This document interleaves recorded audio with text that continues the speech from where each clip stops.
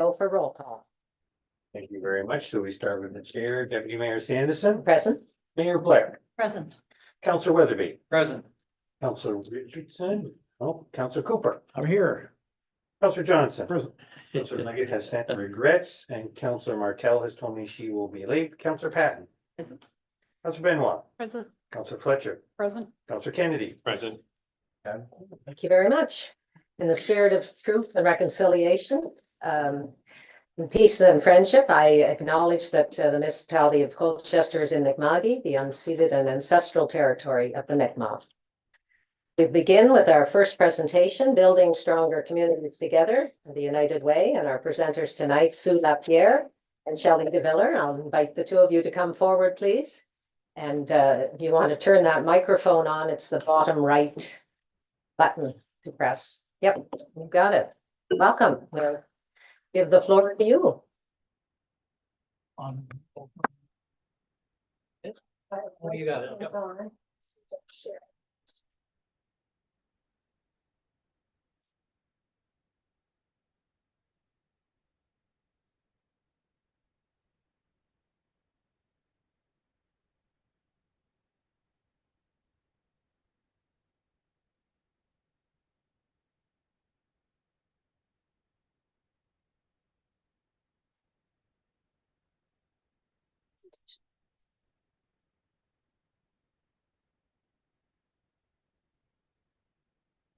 I want to thank council for inviting us to chamber to talk about building stronger communities together. I also want to introduce to you Sue LaPierre, who is the executive lead in housing in the housing division. I'm going to start the presentation this evening, and Sue's going to take over and get deep into the housing components of what we do. The United Way of Colchester and Cumberland counties is a donor-funded local impact organization that brings together donors, volunteers, partners, and community organizations of all levels of government to tackle the biggest social issues facing our communities. So in 2024, the United Way Maritimes formed when 7 United Ways across the Maritimes came together to be one unified organization together. And we've identified 5 priority areas that are five priority areas of impact. And those are social inclusion and access. Similar, I'm going to tell you about a couple of organizations that we partner with in these areas. And so Big Brothers Big Sisters would be an organization that we partner with on that. Well-being and safety, so Maggie's Place and programming there. Education and employment, so Colchester Adult Learning Association. Food security, so the Colchester Food Network and the Community Garden. Housing and homelessness. So we work and partner with Truro Housing Outreach Society and programs like the Amherst Housing Project that Sue's going to talk about later. So we align, our alignment between the impact model and the social determinants of health. These social pieces, so this is part of the list there. Pieces are interconnected and everyone needs them. So when one or more pieces are missing, it creates barriers to good health and well-being. Our work helps to reduce that. So if we're looking at something like let's pick one here.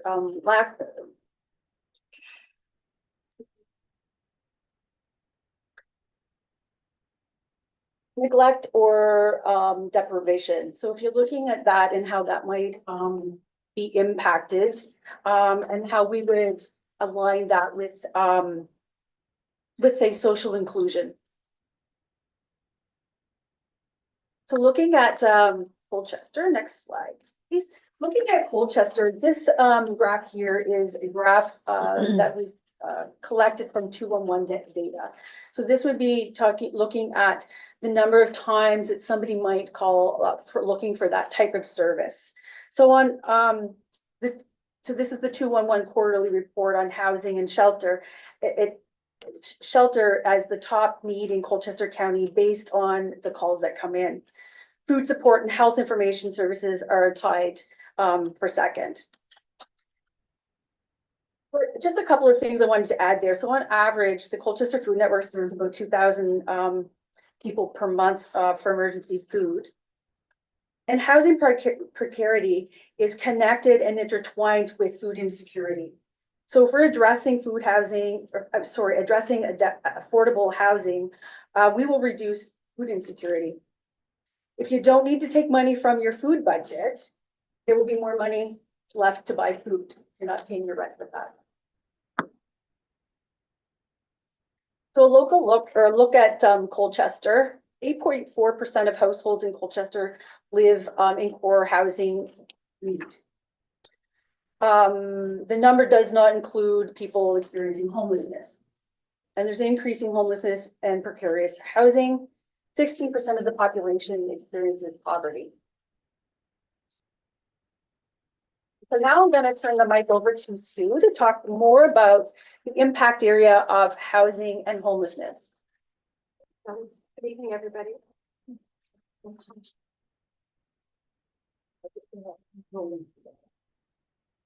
Thank you so much. So when the 7 United Ways in the Maritimes amalgamated, one of the things we did to respond to the growing homelessness and affordable housing crisis was we set up a new affordable housing division.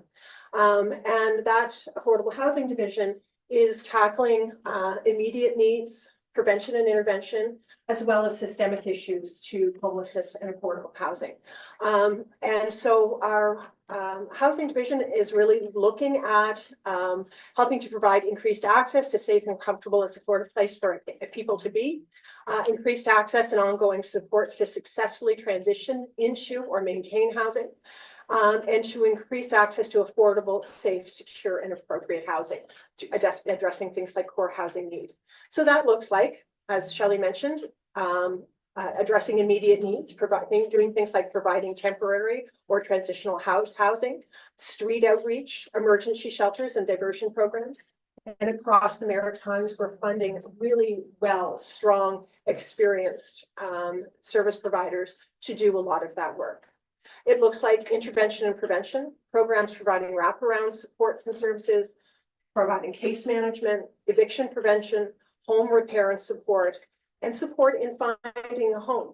And you'll see some of that reflected in the housing projects that I'm going to be talking about in a minute, but it also happens through some of our funding of other partners as well. And that is happening in all 7 of the communities that we're working in. We're also working hard to address root causes. The United Way knows that we need to address the immediate needs of folks who are homeless or precariously housed or inappropriately housed. But we also have to get upstream of that. We have to start addressing the root causes of it so that we can stem the flow into homelessness and really help our systems respond to the housing crisis that we're in. So addressing root causes often looks like partnering to offer innovative housing and shelter solutions. I'm going to talk about some of those today. Leading cross-sector tables to identify system gaps and develop solutions to supporting individuals to stay housed. And it's advocacy for public policy changing to housing and residential tenancies. And that's at the municipal, the provincial, and the federal level. So the affordable housing division is focused on addressing the systemic roots of homelessness. We're also trying to develop a growing portfolio of sustainable non-market affordable housing options, using our own expertise and joining in the strength that exists in the sector so we can collaboratively address the growing housing crisis. In our work, we found there's some keys to successful partnership, working with governments. Federal, the Affordable Housing Fund, and now Build Canada Homes is going to be critical to this work. Working with the province, housing and social opportunities and social development has been absolutely critical to us. And working with municipalities, zoning, infrastructure support, and being local champions is absolutely imperative to the success of addressing affordable housing and homelessness issues. And of course, local champions. We need businesses, change makers, entrepreneurs, business owners, passionate leaders in the community to come on side with us and help address the housing crisis. And of course, donors. When we look at all of the communities the United Way Maritimes is operating in, we are getting many questions from donors and a lot of interest from donors about what can be done to support issues of homelessness and affordable housing. One of the things I wanted to share with you is some things to consider for access and affordable housing from municipal level. Housing is a priority and it has to be in both attitudes and actions. We certainly saw that from our partners in Amherst when we developed the Groves at Hillsdale, which I'll talk about in a minute. An aligned council and staff. Having alignment between the council and staff is absolutely critical. And so spending the time to come up with a shared vision and shared goals is really important. Collaborating with developers for the best local solutions. Developers are informed, interested partners, and collaborating with them about the solutions in a municipality is actually quite important. Expediting planning processes. Anything you can do to save time and money helps the end result. Partnering for shared solutions. Everything United Way Maritimes has done has been in partnership with others. We actually don't believe any of us can do this alone. And so again, it sometimes feels like slow, hard work to work in partnership, but it is absolutely critical because we can get so much farther together and we find better solutions together. And one thing I would say in that is never be shy of the resistance. Look for the wisdom in the resistance. If you've got a resistor, dig deep, find out what the wisdom behind that resistance is. It's often key to working well in successful partnerships. One second, thank you. And then participating in infrastructure funding to help make innovative affordable housing projects work. So, you know, helping to support the infrastructure, the work beneath the land, if you will, the work on the land to help a community come together is a really critical element. So what I'd like to do is tell you a little bit about some of the projects that we've got underway. The Sackville Tiny Homes community opened in 2024. It is owned and operated by the United Way Maritimes. The community provides supportive housing to over 60 residents. And those residents are all exiting homelessness. They are all on the by names list in the HRM area, and intake is only from that list. It is definitely a homelessness response. The tiny homes are a safe landing place and they're equipped with everything a resident might need. They have the pots, the pans, the cookware, the toothbrush, the toothpaste, the face cloths. When they move in, all of that stuff is there ready for them. And so that's a really important element of welcoming somebody into their new home that maybe hasn't had access. Certainly we saw in the first days of opening the Sackville Tiny Homes community, one of the most heartwarming things as one of the first residents moved in is she wanted to bake and share cookies. It was just something that had been inaccessible to her. Baking was a passion, and that was the first thing that she wanted to do when she moved into the tiny home community. Rent in the tiny home community is deeply affordable. Residents pay 30% of the income, and they receive wraparound supports provided by our partner, Atlantic Community Shelter Services Society provides the wraparound support. So we work in partnership with them as the landlord, as the owner and operator, and then they provide those wraparound supports. There is also a community building, and that community building, we host things like a Blue Jays party to watch the World Series together. They can offer mental health supports, cooking classes, life skills training, a gathering place. So there's another building outside of the tiny homes where residents of the community can gather together or meet with other service providers inside from the wraparound supports or from the community. And then also a place that they can do laundry or just hang out together in a bit of a larger space or have access to a larger kitchen because their kitchens are quite small. The Groves at Hillsdale, we have very quietly announced this project recently. It is and I say construction is underway. Construction is underway, and the first residents moved in last week. It's a 47 units of 1 and 2 bedroom units. The majority will be available for purchase through a shared equity home ownership model. This is a unique model in Canada, whereby United Way Maritimes is retaining 25% equity in the units. Homeowners will get a regular mortgage. We found a lending partner to work with this in what is a fairly complicated model. And they need to qualify to purchase 75% of the unit. They don't have to have a down payment. And at the end, they will move into a unit that they own 75% of. When they decide to sell, there is a formula by which we share the built equity. And that is so that the homeowner can then see the gains of some increased wealth, opportunities to maybe purchase in the market or do something else that's important to their family. Well, the resale split with United Way allows United Way to then reinvest that money and offer the home at affordability to the next homeowner. So it's affordability in perpetuity. And so it's a unique model. And one of the things we're trying to do with this model is fill the gap of the missing middle. People will be able to purchase a home that have incomes between $50,000 and $80,000, and that's just not possible in our current market. So it's opening a door for somebody to enter affordable home ownership in a modest way with modest gains in equity, so that they can improve their living situation and allow the development to offer affordability in perpetuity.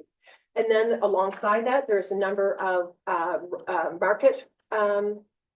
affordable home rentals, and the incomes for the affordable home rentals are for between $25,000 and $45,000 a year. And again, affordable rental alongside of this shared equity home ownership really develops a bit of a mixed income neighborhood. And we are really interested in how we can help support these folks going forward. If people are, well, it's not the same as the Sackville tiny home community where wraparound supports are needed because people are exiting homelessness and maybe have some higher needs.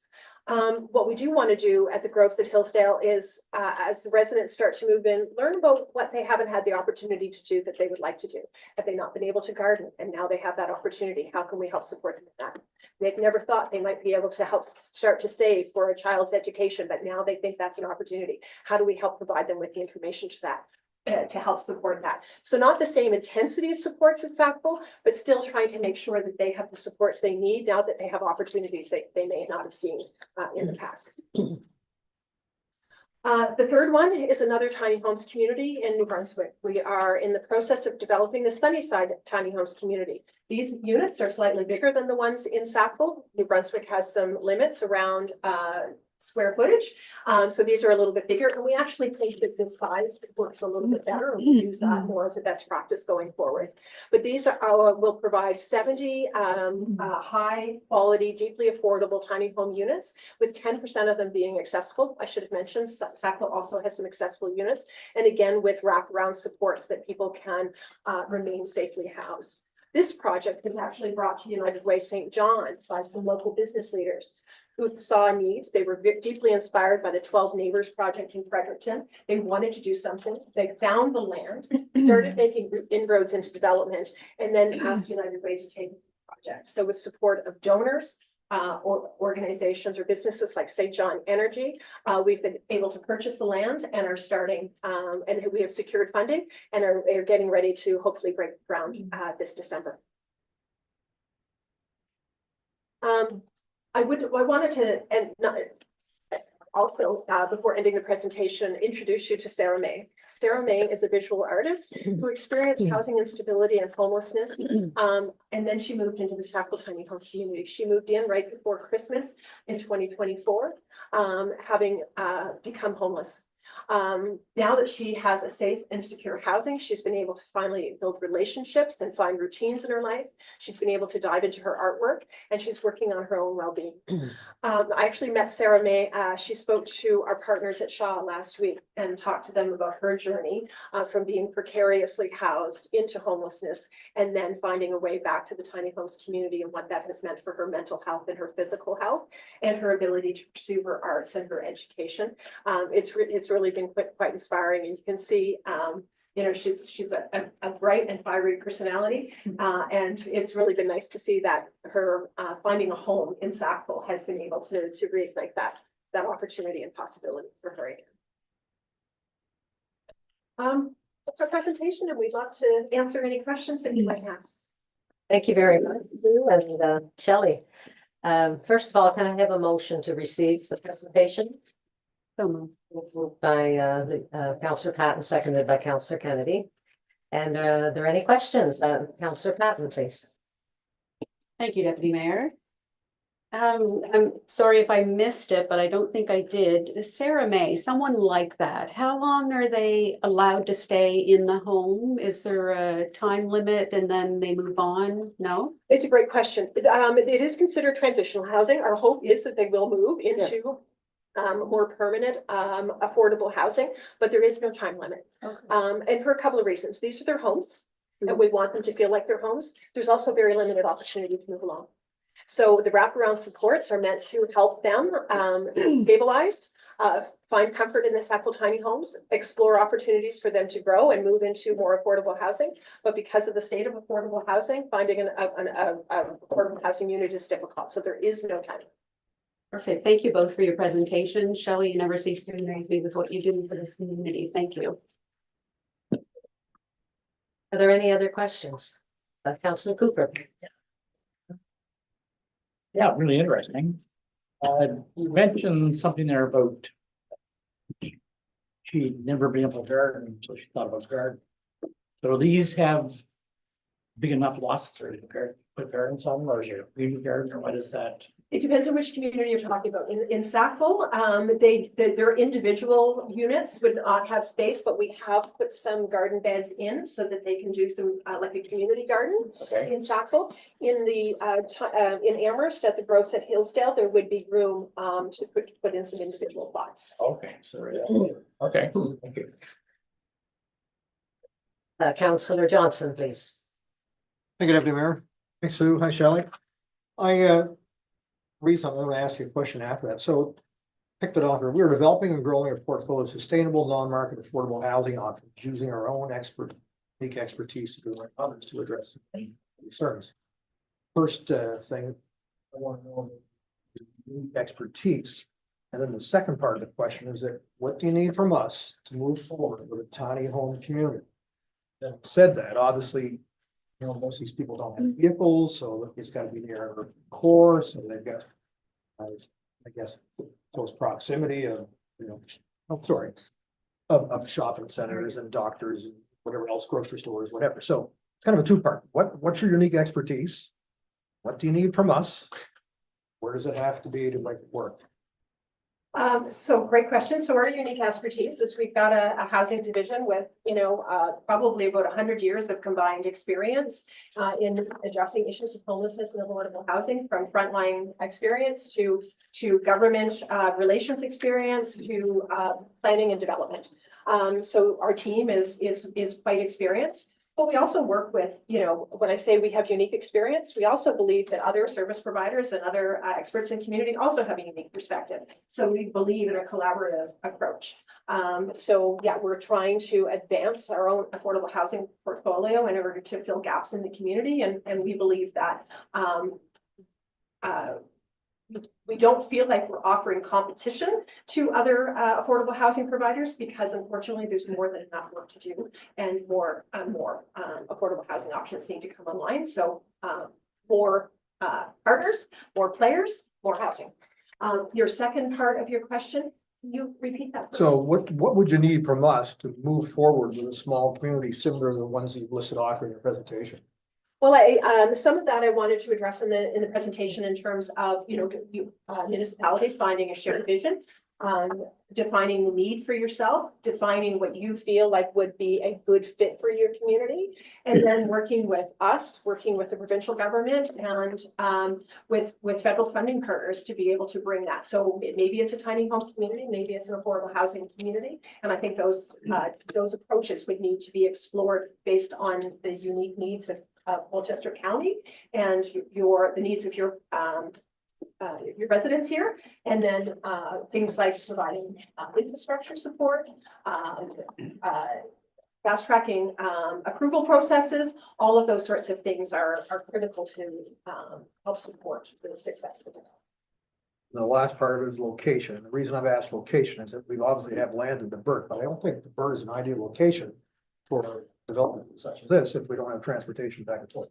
Comment on that. No, you're probably right. Certainly the Sackville Tiny Homes community is close to amenities. The Sunnyside Tiny Home community is close to amenities, and the affordable housing community, the Groves at Hillsdale, is also close to amenities. So location does matter. You're absolutely right. Okay, we're gonna check some boxes off before we get to the next point. Thank you. Council, Mayor Blair, please. Thank you. Thank you for your presentation. Very informative and I appreciate it. What we're looking at, or what it appears to me, is that you've got a three-step process here. You're looking at the tiny homes for your homeless so that you can provide homes and get people off the street, which is so very important. And at 30% of income, that's similar to what the province is charging in public housing as well. What are the sizes of the homes that you're looking at? So they're all modestly sized homes. The tiny homes community in Sackville, I do apologize, I do forget the square footage exactly, but the Sackville tiny homes are very small. They are a single room with a shared sort of bed sitting area, a small eating area and a kitchen, and a full bathroom with shower, etc. But we do find them to be a little bit small. We have made the units in Sunnyside a little bit bigger. I think they're around 350 square feet, which is a better sort of tiny home size than I think it's about 200 square feet in Sackville. And then the units in Amherst, which are not a response to homelessness, they are 1 and 2 bedroom units. They are still of modest size. They would not suit like a family of 6, but they would suit like a family of 2, or excuse me, a family of like a couple and 2 children, something like that. Family of 4. Can I just add to what Sue is saying there in regards to the homes in Amherst?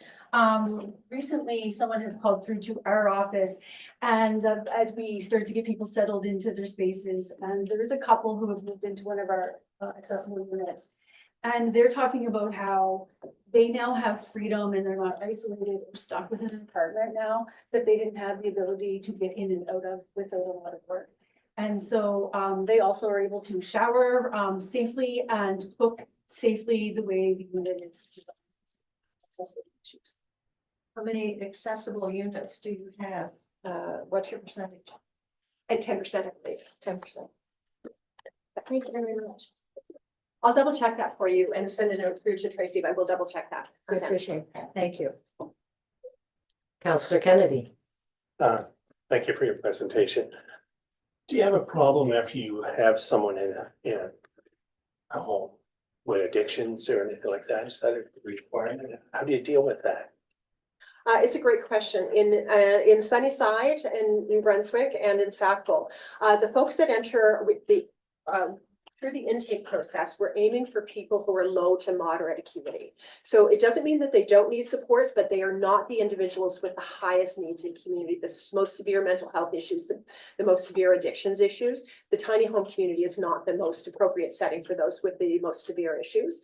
But we do still have, folks that have lived with mental health issues and lived with addictions issues, and it is part of operating in a tiny home community. And that's a lot of what the work of the ACSS, the Atlantic Community Shelter Services Society, does.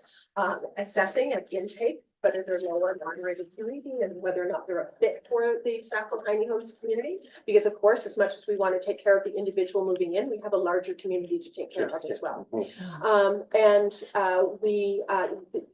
There is a rule that they signed that the illicit drugs are not allowed. Although that can be very hard to police when somebody is inside of their unit.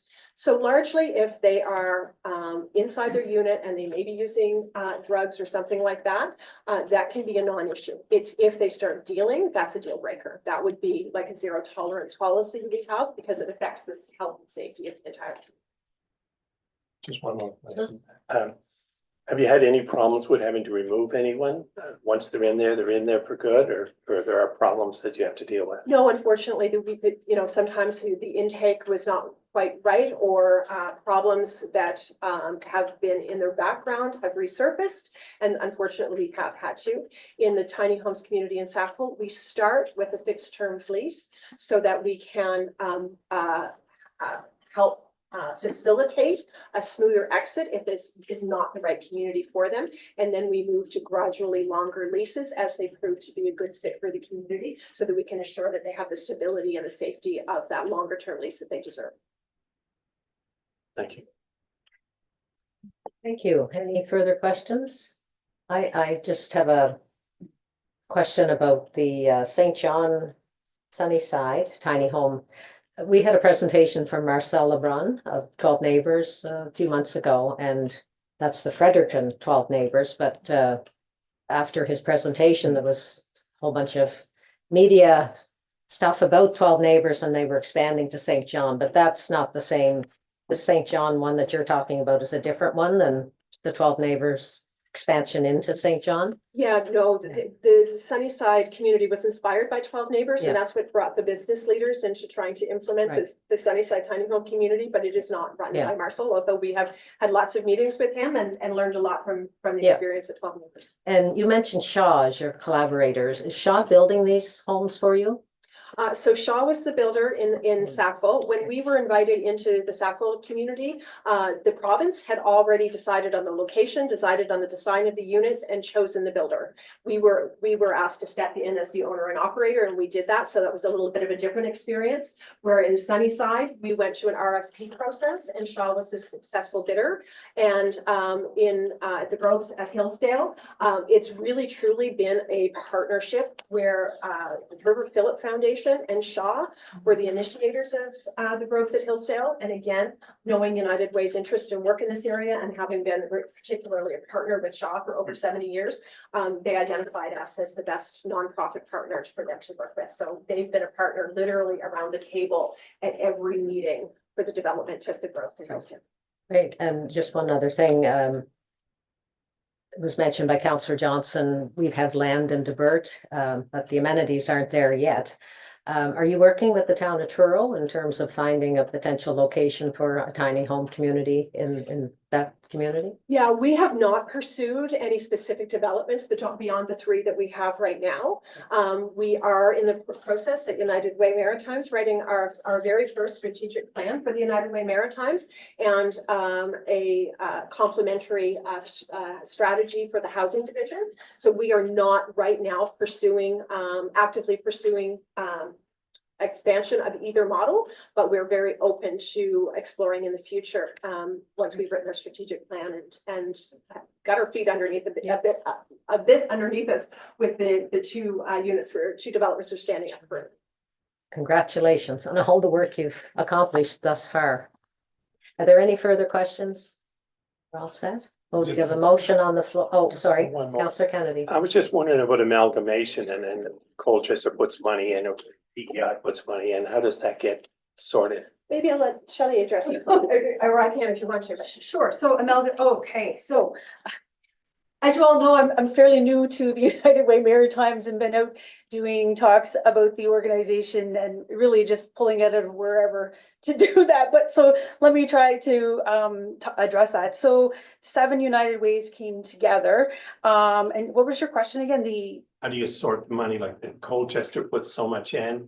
Okay. PEI put- Okay, so donors who donate through Workplace Campaign or through other means, your money when you donate stays in the community that you donated in. However, United Way has other donors who are with, like, say, the federal government or larger federal type organizations and that sort of thing. And United Way Maritimes is unified as 7 organizations. We're not 7 organizations, we're one organization with different components to it. So we're a big team. For those of you who know where I've come from in the sense of the Colchester Food Network, and I was the team, the United Way has a team that makes it stronger in its ability to unify because they're doing it themselves. Thank you. All right. We have a motion on the floor to receive the presentation. Are you ready for the question? All in favor, say aye. Aye. Contrary-minded, nay. Motion carries. Thank you, Sue, and thank you, Shelley. Sue's got to head back to Halifax, I believe. So. I do, but I'm going to stay for the next presentation. Oh, great. Great. Discussion. Thank you. Okay, thank you. Now I would invite our next presenter to come forward, please. Pass this on. Stephanie Watson with the Truro Housing Outreach Society. Welcome, Stephanie. The floor is yours.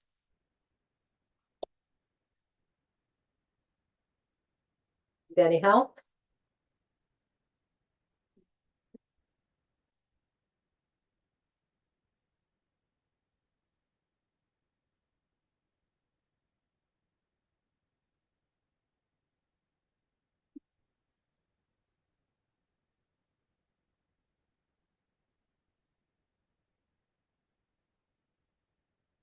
I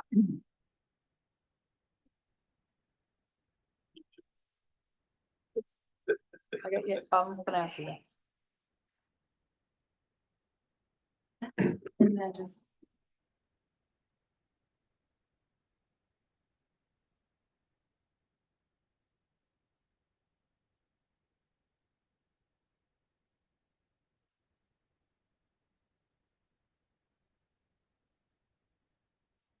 Yeah.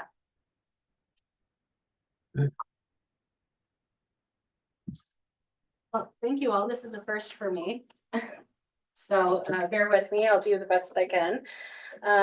But I want to thank you guys for inviting me to speak today. I'm generally grateful, genuinely grateful for the opportunity to share the work that BOSS has been doing in the community and to talk about how together we can make a difference, whether it's small or large, we can make a difference together.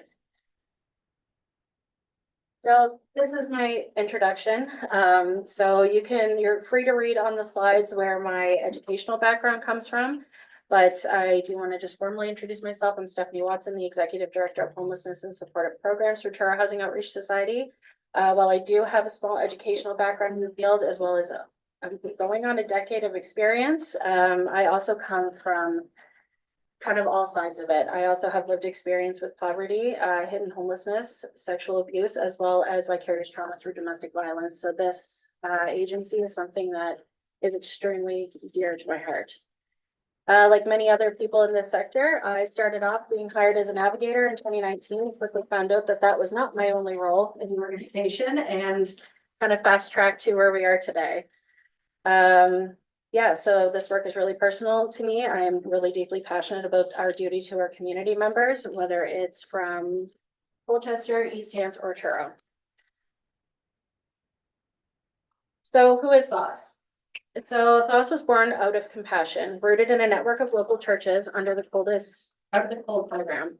And in 2015, we took a leap of faith and opened Truro's first ever low barrier shelter, which was located on Prince Street, and it was Hub House. That was funded entirely by community donations and managed entirely by volunteers at the time. We joke often that we went from begging for cans of tuna to paying people's damage deposits. So we have grown significantly since then. When I started in 2019, we did have a few paid back shift staff. I believe there was 4 at the time, as well as myself. Folks were staffed individually with 16 clients. And then me during the day, just kind of running around doing all the operational things. Now, today, 2025, THOS operates a 20-bed emergency shelter, a 5-unit supportive housing property, both obviously open 24/7. We have 16 client support workers, 4 housing support workers, 4 outreach case managers, a trustee program, diversion supports, as well as a new role focused on building coordinated access for Colchester, Truro, and East Hants. So we've evolved quite a bit in a very short amount of time. Our policies are also now more centered around cultural sensitivities, accessibility, and inclusion, and that's all anchored in our mission that we believe that everybody in Colchester, Truro, and East Hants deserves a place to call home. And that is fueled by our core values. And as you can tell by this photo, there's a lot of really good cooking done in the shelter. So our core values are diversity and inclusion, equity, integrity, community mindedness, and advocacy. And I want to scroll back to this gentleman really quickly. So this is kind of a sad story, but this person is a 16-year-old who was living with us at the shelter for over a year. He was going through online school because he was not able to attend CEC in person at the time. He has experienced an astronomical amount of trauma from the community since he's been on the streets. But through all of that and living at the shelter, this young person managed to get almost completed his grade 12 through online school. He attended boxing once a week to help with his anger management issues that he was experiencing. And he often engaged in programming such as movie nights, karaoke's, constantly baking for everybody. So amidst all of that, a teenager was able to still focus on the things that made him happy. Unfortunately, this was 2 years ago and he is still currently unhoused.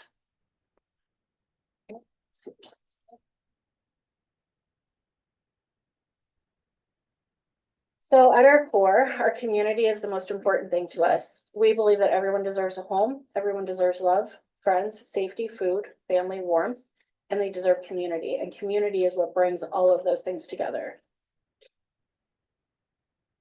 People sleeping rough is what our outreach mandate kind of takes hold of. So people sleeping rough is folks sleeping in tents, vehicles, sheds, living in unsafe, overcrowded, or temporary spaces. It also includes individuals and families at risk of losing housing because of poverty, mental health, or substance use challenges. At THOS, community isn't a word, it's our practice. We work to rebuild a sense of belonging for every person who walks through our doors. So an example of that is our recent double play baseball tournament that the town of Stewiacke hosted. We brought dozens of our clients out for the full day for the community baseball event. People laughed, cheered, ate snacks, made fun of our little THOS team that went in and could not play baseball. It was a fantastic experience. The only downside to that was when we came back, there was a group of clients that were still sitting in the driveway for a number of hours, and when checked on them, they had articulated they were trying to hold on to them as long as they could, because when they walk back in the doors of the shelter, they're reminded that they're homeless. So we really try to focus on community reintegration, bringing that sense of normalcy back into someone's life, which is essentially what the folks at United Way were explaining today. Just seeing if there was anything else about the baseball tournament. It was a great event. I'm not sure if anybody here was there, but it was wonderful.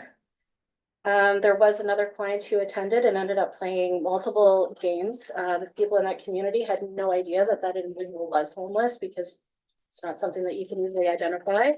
And when we came back, his comment on his experience was, we just wanted to hold on to that feeling as well. It reminded him of when everything was simpler before trauma took over his life.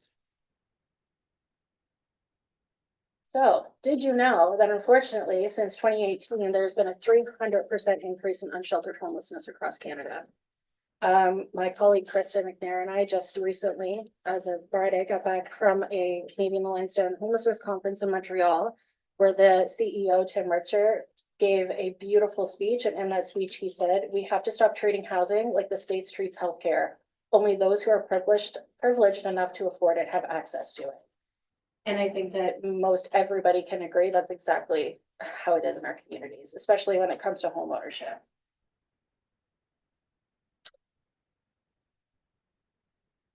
A lot of folks say, but is there that many homelessness in our community? There is a substantial amount. So since 2021, Colchester, East Hanson, Truro clusters combined have identified so far 477 individuals who were or are homeless, and 81 of those individuals are considered high acuity. So that is not an all-inclusive number. If you ask me the same question this time next year, it'll probably be a lot higher or more concrete. We are currently going through the coordinated access process to hopefully create a by names list for our community. So once we have all of those numbers pulled together, it'll be a little bit more easier to view. This also does not include any of the numbers for people that we have helped with diversion support, eviction prevention, any of that. That being said, the program to date has distributed $163,615.66 in support funding, thanks to the province of Nova Scotia, and critically our community donations and fundraising. Without the community, this level of support would not be sustainable. The province provides us with roughly 50 to 60,000 per year to go towards client support funding, and the rest is coming from the community. We've also spent approximately $18,000 in community funds to cover essential things like medications, work supplies, IDs, hygiene products. There's always off the wall things that pop up. So those are just a few things. This year alone, our team has helped nearly 40 individuals find housing, which is an extraordinary achievement given how hard that is. We're also seeing new patterns. People are migrating here from nearby towns, rising landlord discrimination, increasingly severe behaviors among those sleeping rough for extended periods of time. People are losing hope. The next thing I wanted to talk about was harm reduction, because I know that is always a topic that people ask about. So I figured this is a great space to kind of bring that up. There's a lot of misunderstandings related to harm reductions, especially when it comes to how we focus on that piece in the shelter. Mind you, harm reduction is a wide term to describe a big lens of things. So such as crossing guards, that's harm protection or harm reduction. Seatbelts, harm reduction. But in relation to harm reduction and substance use, I have heard everything from your staff help clients use drugs to we allow open drug use in the property, all of which is absolutely untrue. We do not allow drug or alcohol use on or around our property, but we do engage clients in honest, non-judgmental conversations around their substance use and make sure that they are being as safe as humanly possible. Harm reduction is not about enabling, it's about keeping people alive long enough until they get to that point where they want to actively participate in recovery and reconnect with their communities. By not allowing folks in who are experiencing substance use disorder, it is essentially marginalizing them that much more. We regularly hold paid focus groups with clients to evaluate how we make our services more accessible, safe, and effective. Substance use is rarely the root problem. It's a symptom of something that's going on that's much deeper, and no one loses their right to housing because they use substances. Abstinence-only models isolate and endanger people, and statistics have proven that more people die with abstinence-based programming. We can and must do better when it comes to harm reduction, and that includes being accepting and willing to learn. So some statistics on harm reduction is substance use disorder is a complex health and social issue rather than a moral failing. In 2024, there have been 68 opioid toxicity deaths in Nova Scotia, and so far for 2025, it's estimated at 20. There have been 5 reported non-fatal drug poisonings in Truro to date, and this is due to what we call dirty drug supply. Data shows that harm reduction practices actually lower HIV incidences by approximately 50%, and it also shows that it reduces opioid-related mortality by 40%. Communities with safe consumption sites have also seen a dramatic drop in crime-related activities. We recognize that having restrictions to services based on substance use is a major barrier to supporting the community, and we are fiercely committed to maintaining the lower barrier standards. So the fun part is the solutions.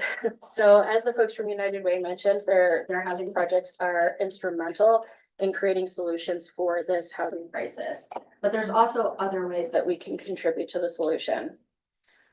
So one of them being is creating a people with lived experience council. So that is a committee of folks who have lived or living experience that can come to these types of conversations and explain to you from a community level what they're experiencing and what they need, rather than having me tell you what I think they need.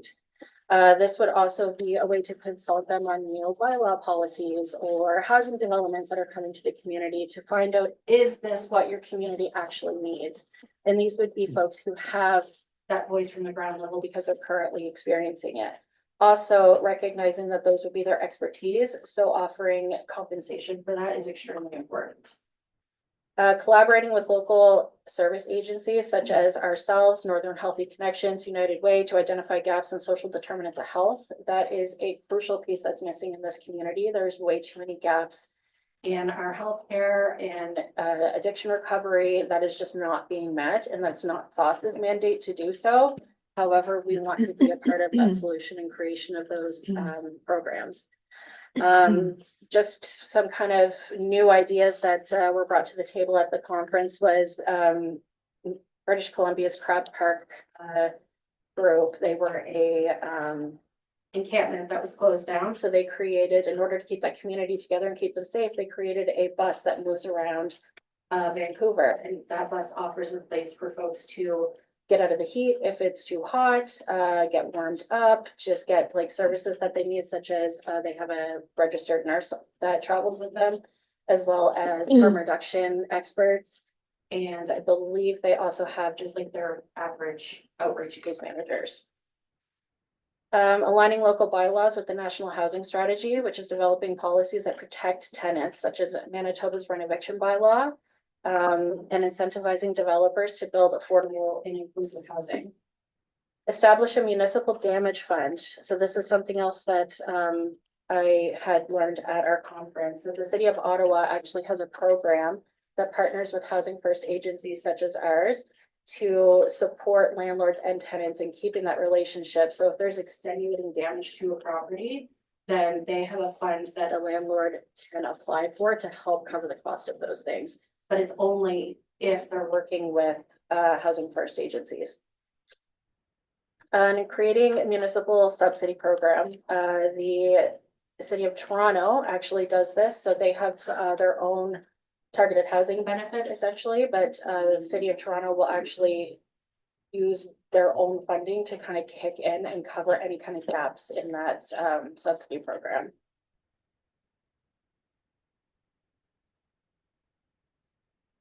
I wanted to add this quote in because I recently met this author. If anybody has not read this book, From the Ashes, it's incredible. It's about an Indigenous man who experienced homelessness and substance use from a very young age in Brampton, Ontario, and just kind of what his experience looked like, where his barriers were, and kind of where he came from. So I met him last week, and he said to me, "We are about words."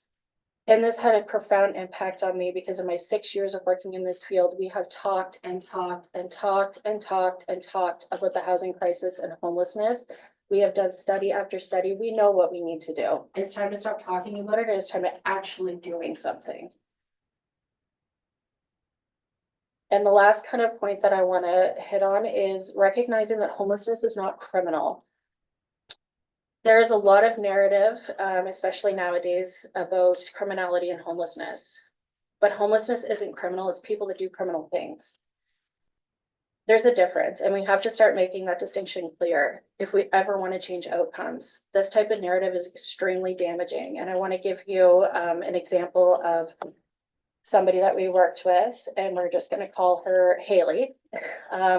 Haley is one of the sweetest, most kind individuals that you could ever meet. Haley comes from a very big family, lost both of their parents. It was her and her sister for a very long time. Her sister's health was rapidly declining. They had gotten evicted from their home that they were staying in due to an abusive situation with another sibling. They ended up living in a home somewhere, I think out towards Bass River Way or Great Village area. And it was a very derelict home, like had no heat, windows missing, et cetera, et cetera. So that her and her sister were actually removed from that space. Her sister's health had declined at that point to the point where she was bedridden and could no longer care for herself. So they had to be split up. So her sister went to long-term care, and unfortunately, the only other option for Haley was for her to come to the shelter. Haley has substantially high needs. She has a global delay, as well as in this photo, she was going through cervical cancer. And she was making 5 trips a week to Halifax for chemo treatment. Thankfully, as of last week, Holly is housed, which is incredible. But does she look like a criminal to you? This is what we see. Again, people do criminal things. Homelessness is not criminal.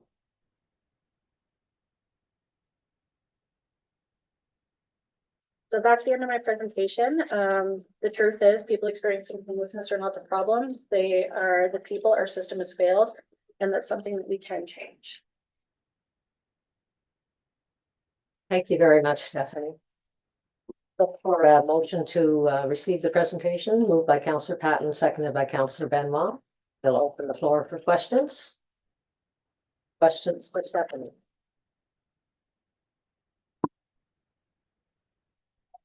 Sir Benoit. Thank you, Deputy Mayor. Hi, Stephanie. Thank you for your presentation. Stephanie has been amazing support for this program and thoughts. I've talked to her a few times with some help and some advice on different things.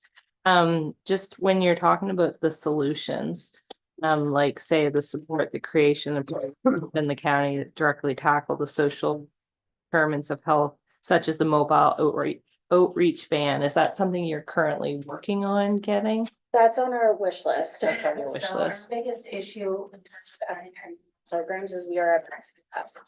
So we just don't have enough staff to be able to facilitate any more programs. Okay. But in this case, there's a similar model. I want to say that it's in British Columbia. Okay. And the municipality actually does the majority of the work with that. So they've hired the staff, they've bought the vehicle, they make sure it has what it needs, like maintenance, all of that stuff.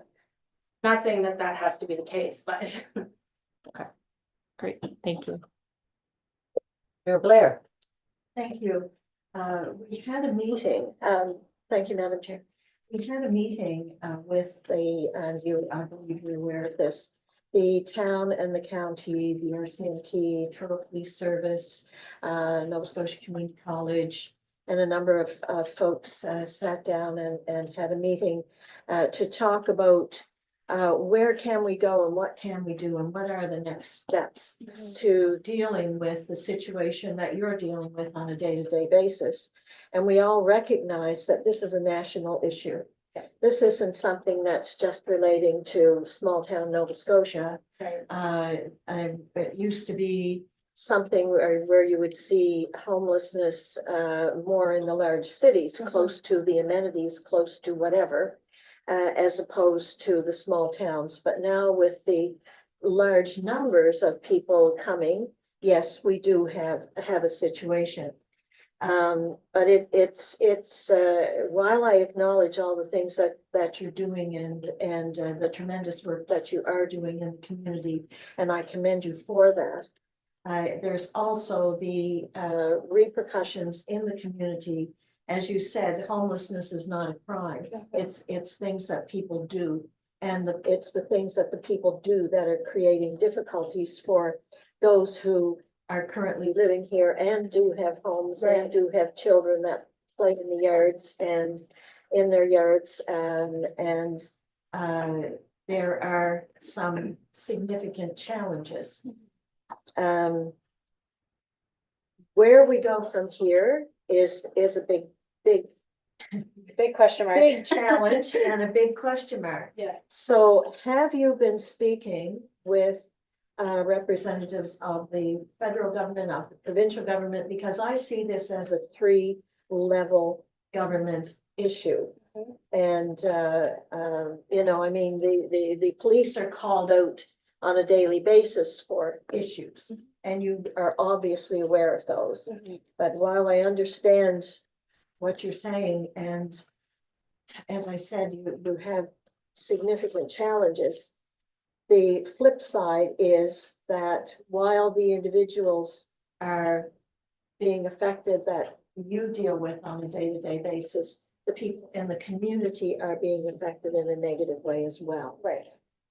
How do you see that a solution to more stringent rules or whatever to help with that situation?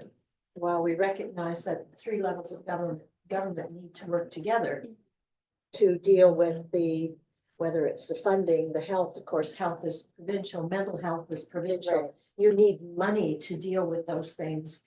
And sometimes money comes from the federal government. That's right. Yeah. So what are your thoughts? I think that's a really big question, and I think that's something that I have been struggling with myself over the past few months. Though everything I explained in my presentation, I wholeheartedly believe, it doesn't change the fact that there is still criminality that's existing.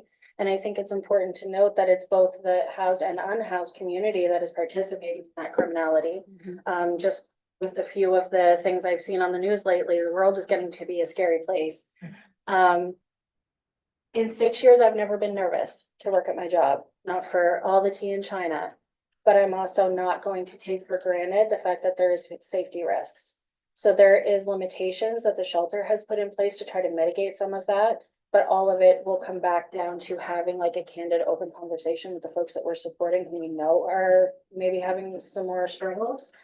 I think that what Truro Police had announced recently in terms of having folks who are trained in certain areas to respond to crisis more from a supportive lens versus a like punitive authority, I think is a really good step in the right direction. I also think that case planning as a whole, which we've been trying to get kind of on the go with folks who are repeatedly coming into contact with the law or who are repeatedly coming in contact with the hospital, like case management together on what that person needs and trying to advocate for the supports is going to be huge.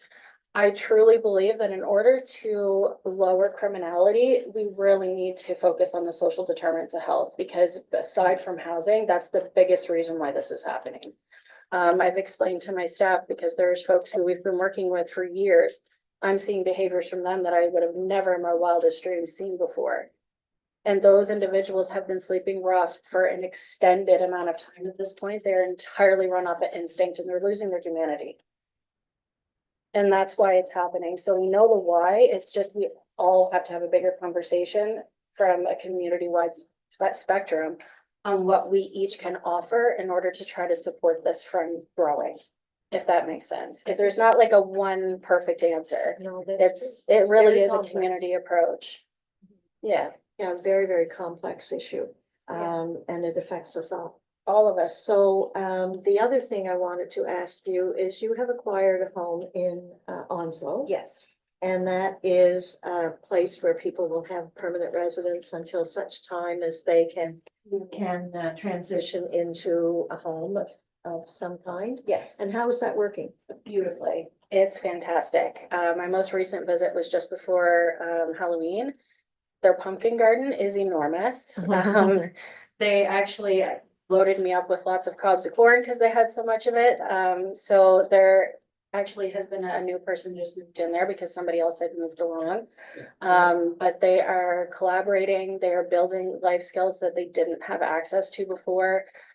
I think that, again, kind of echoing what our folks from United Way said, having a time limit on supportive housing is not ideal because the trauma that these folks are unraveling is really, really deep. So it's gonna take some time, but they've already started to make great progress in terms of how they handle conflicting situations, how they handle substance use disorder and what that looks like. Regardless, living with a group of other adults, really, really tricky to navigate, but that property has been an absolute godsend. It's incredible, and I hope that in the not so near future, we have multiple other properties. So are you looking, if I may, Yes. through the chair? Do you have other properties in mind? We're always looking, but we haven't found any yet. So our focus really is high acuity supportive housing, and that's where it'll need to be a conversation with all of you folks and the town of Truro. Because that's gonna look a little different than what we have currently. Those are the individuals who are in need of it the most. But finding a place that is close to amenities, because that is a huge barrier. Finding a place that's appropriately situated for some of that rehabilitation work that needs to happen is very difficult. And we also need something that's at a pretty high scale, because there's quite a few, as I mentioned, there was already identified 81 individuals in height. And I expect that number is going to grow over the next few months. Thank you very much. Thank you. Appreciate your candor and your presentation. Thank you. Any further questions? Oh. Mayor Blair, if you could turn Oh, your, I'm sorry. Councillor Cooper, or Councillor Johnson. Yes. Say that to No, everybody else. See if I can this time. Turn yours off, Mike, for a sec. There we go. Thank you, Stephanie. So, I know you answered some of the questions there with Mayor Blair, but you made a statement there that you said you know what you need to do. What do you need to do? So rather than saying you need collaboratively, this group and that group, tell us exactly what you need. What If we all need- the ducks lined up and you could paint the picture on where you want it to be and how you're gonna get there, Yeah, tell us what you need to make that happen to get there.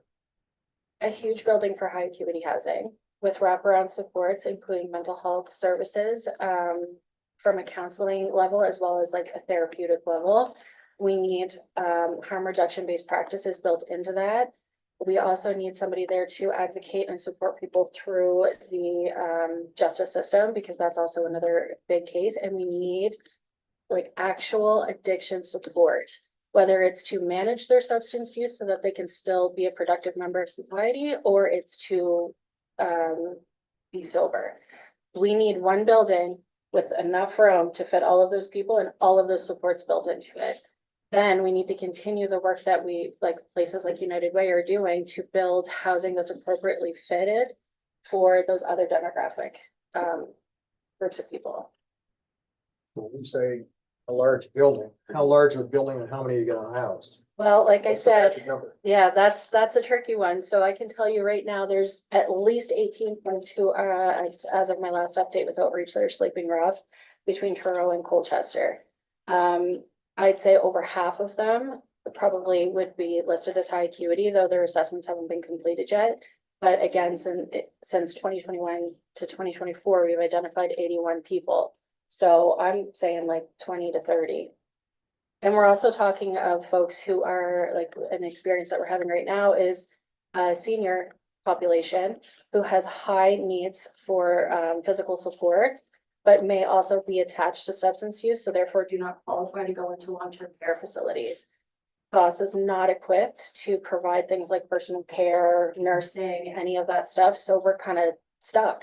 We don't want to put them on the street, but we don't have the resources to support them, so it's kind of like this mixed bag of not knowing what to do. So having a high acuity supportive housing that has all of those things built into it, you'd see a much higher rate of success. I just experienced that back in September, 250 yards from where I live, we had 6 people living rough. I'm sure you're aware of it, on the Sand River, along the CN tracks. I think the hardest part, we had everybody involved to get involved, from Yeah. you folks right to the RCMP, to DNR, because they don't like the fires and living in the woods, when the fire ban on. Yep. Couldn't do a thing for them. Yeah. They were stealing from the neighbors, they were stealing from stores, they were taking stuff down to swaps, and I mean, I understand. Yeah. Needles all over the place. We couldn't get rid of them. Yeah. So when they were forced to move, and I mean forced to, because nobody would move them, because an individual lives in my community, force them to move. They moved within a half a kilometer away and set up and did the exact same thing. Right.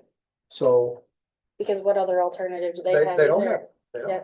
So I understand that the system's flawed. There's no help for those people No, because nobody's gonna force them anyway. I exactly. mean, I think the words that you folks use, until they can find a legitimate place they can put them, we're not moving them. Yeah. And the RCMP weren't gonna force them out, DNR wasn't gonna force, so. We're all It's a stuck problem. between a rock and a Yeah. hard place in that situation because those individuals, they want stability. That's why they create encampments. Because encampments create stability, even though that is very difficult for any of us to imagine. I would not last in an encampment. But they crave that stability. Yeah. So we're uprooting them because it is creating issues for the rest of the community around them, but we're not giving them an alternative. We're just saying, I don't know, what, you can't stay here, you gotta go. And we deal with that on a daily basis, which makes case management very difficult because we just get connected with somebody and then they're gone and they have to move somewhere else. Sometimes it's somewhere within Truro. Other times we've had people go right to Mount Uniac. Like it's very difficult. that's why I asked you earlier, what do you need? Yeah, Right. and that's exactly it. I've been very firm on what I think this community needs for a long time, based on the things that we're experiencing. Anything further, Stephanie? Very difficult subject and Yes. Uncomfy. yeah, and really thankful to hear from you, as the mayor said, your honesty and, Councillor Kennedy, sorry. I'm looking at- Thank you, Stephanie, and thank you for what you're doing. Are there any expectations, any of the clients? I'm thinking of that 16-year-old boy that left home. Is it because his mother wouldn't let him use the cell phone? Do you do some research in that? Or is it- Yes. And you do? It takes time. I'd say it can take quite a few weeks to develop enough rapport with somebody, especially someone in those situations, for them to be honest. In that case, this was a case of abandonment. The individual knows where his mother is, but she's not interested in a relationship. So he was made to live with his elderly grandparents who adore him, but their needs are very high and they cannot raise a 16-year-old. So essentially, Haven House has been raising him for the last 3 years. And if I could disclose the things that has happened with that poor boy, it would ruin your day. Okay. Yeah. But yes, there is expectations. So that's what we call individual program plans. So anybody who stays past a 2-week stay in the shelter is required to participate in a program plan. Okay, thank you. One more question. Is there is some help taking place now, is that Is there There's some, what's right? some help for drug addictions? People can go and get a shot in the morning and they behave themselves, high Yeah. expectation. Get one in the evening. And then Yeah, that gets them through the day. I believe that that's a fairly new program. We're just kind of getting up to speed on it. Aside from like the Suboxone and methadone programs, those are available, but it also comes with a lot of maintenance and a lot of, it just depends on the person's health status, like if they're able to take it, whether or not they have a doctor, they have access to anybody who prescribes that type of injection. You know, for the methadone program, you can be on it for 20 years and you still have to provide urine tests. You still have to meet with your doctor once a week. That's not accessible for everybody. And the other part is they're treating substance use with a medication, but not necessarily all of the other pieces that comes with substance use. So why they started in the first place, why, like what they're using the substance for to numb those situations that they've experienced. We've got to treat substance use like the concurrent disorder that it is, or it's just a symptom of something bigger. And I don't see a lot of that happening. There is some happening. though. Some, but Yeah. not a lot of it. One of the biggest barriers that we experience is folks who finally decide they want to go down that recovery route. So they'll go to detox, they'll stay there for 2 or 3 days, depending on their situation, then they're discharged back to the shelter. And expected to participate in outpatient programs. So like that's another big barrier. Thank you. All right. Well, Stephanie, thank you for your compassion, your leadership, your dedication to the Truro Housing Outreach Society. Thank you. The conversation certainly will continue around this council table. I appreciate it, guys. We have a motion on the floor. Ready for the question? Question's been called. All in favor, say aye. Aye. Contrary minded, nay. The motion carries. Thank you, Thank Stephanie. you. Thank you. Do I turn this off? Sure. Okay. So that's everything I think on our agenda for tonight. I ask for a motion to adjourn. Moved by Councillor Cooper. The meeting is adjourned. Thank you. Here, everybody. Yeah. Thank you. Thank you for the invitation. There's some good things. Nice. Everybody looks after their own.